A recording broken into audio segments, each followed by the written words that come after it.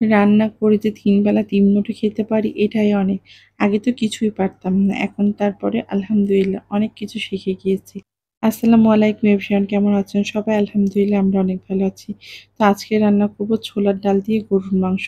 তো এখানে আমি ছোলার ডালটাকে ভিজিয়ে রেখেছিলাম। আর আমাদের এইদিকে ছোলার ডালটা মানে ২ ভাগ করে পাওয়া যায়। এদিকে দেখি আস্ত ছোলা।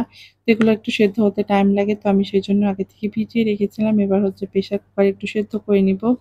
যাতে হচ্ছে তাড়াতাড়ি রান্না করা যায়। আর এখানে আমি এই যে বাটা মসলা, তারপর পেঁয়াজ কুচি, গুঁড়া মসলা সবকিছু হচ্ছে গুছিয়ে নিয়েছিলাম। শুধু এবার রান্না করব। আর এখানে আমি এই যে পেঁয়াজ দিয়ে দিয়েছি। এবার পেঁয়াজটাকে খুব ভালোভাবে ভেজে ব্রাউন কালার করে নিব। তো এইভাবে হচ্ছে ছোলার ডাল দিয়ে মাংস রান্না করে খেতে ভালোই লাগে। তো আমি অনেকদিন খাইনি। তো আপনাদের ভাইয়াকে বলেছিলাম ছোলার ডাল নিয়ে আসতে।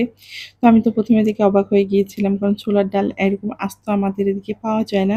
কিন্তু ঢাকাতে নাকি এরকমই বিক্রি হয় ছোলার ডাল। তো যাই হোক আস্ত ছোলাই মনে হচ্ছিল দেখতে। মানে শুধু ছালগুলা ছিল না এরকম। তো ভালোই লাগছিল দেখতে।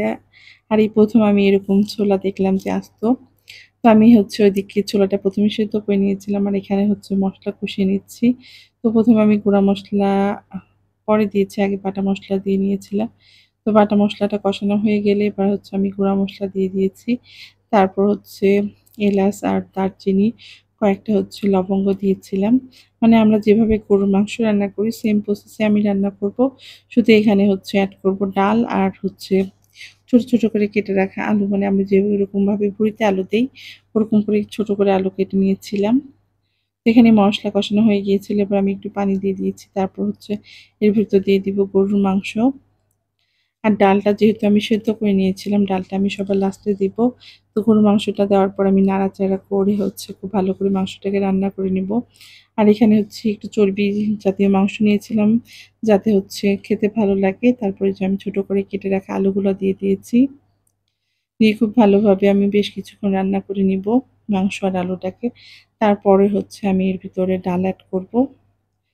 কিছুক্ষণ রান্না করা হয়ে গিয়েছিল বেশ কিছুক্ষণ। তারপর হচ্ছে আমি এর ভিতরে ছোলার ডালটা দিয়ে দিয়েছিলাম।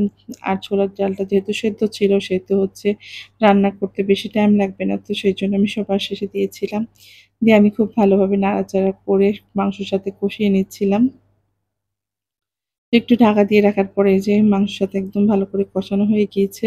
এরপরে আমি একটু ঝোলের পানি দিয়ে দিব। আর আমি হচ্ছে একটু গুঁড়া মসলা করে রেখেছিলাম।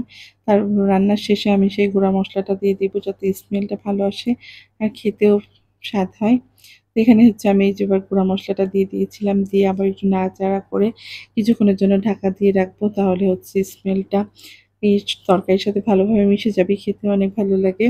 তো এই যে আমার রান্না শেষ হয়ে গিয়েছিল। আর আমি হচ্ছে মাছ রান্না করেছিলাম, ওটার ভিডিও করা হয়নি। তো এই যে আজকে এটাই ছিল আজকের দুপুরের খাবার।